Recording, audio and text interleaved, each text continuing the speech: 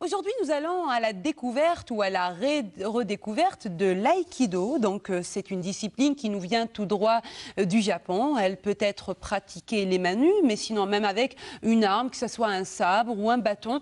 Mais en fait, la discipline est à la base faite pour repousser son adversaire et lui faire tout simplement retourner sa force contre lui-même. Une réelle méthode d'intimidation que vous présente Lilat Mim dans le reportage qui va suivre.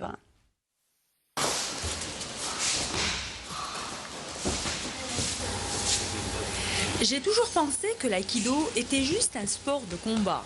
Apparemment, j'avais tout faux. Sachant que cet art martial se pratiquait à Alger, je m'y suis intéressée de plus près en m'initiant à mon premier cours d'aïkido.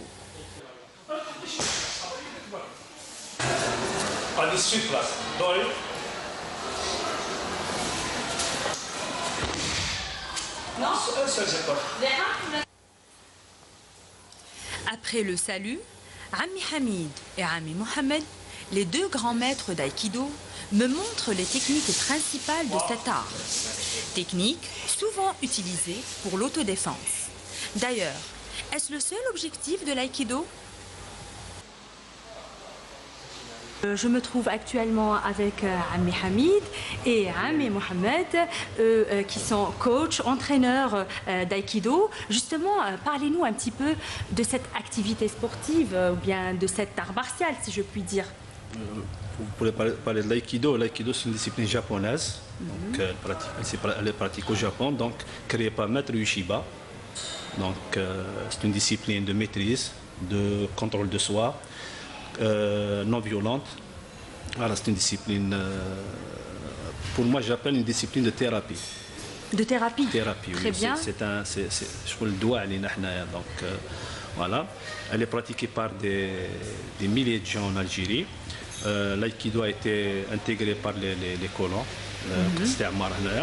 Donc ça existe depuis bien longtemps en Algérie. Oui. Mais celui qui a développé l'aïkido en Algérie, c'est Maître Baachour. Maître Baachour, il est 7e dan d'aïkido.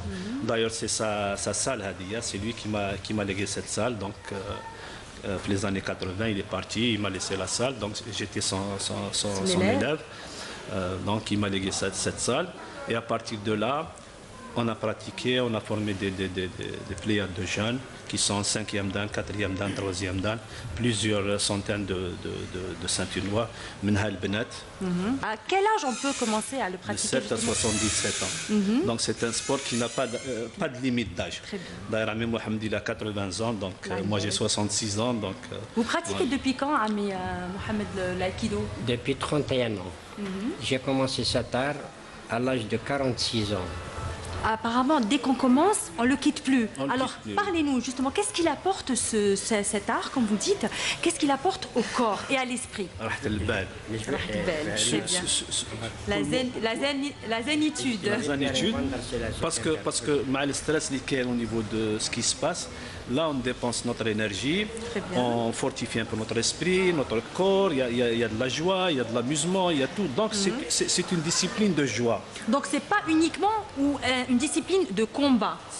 Au fait, il n'y a pas de combat. Il n'y a pas de costume. C'est un art de défense. On élance, défend et on progresse sur le plan physique, sur le plan moral. Pratiqué par les hommes comme par les femmes et les enfants, l'aïkido est une activité sportive qui améliore la condition physique et mentale. D'ailleurs, Sarah nous en parle. Je suis venue ici et vous ne pouvez pas savoir l'enchantement et la joie que j'ai eue juste en arrivant dans la salle. C'est-à-dire que je me disais comment avoir perdu déjà toutes ces années-là.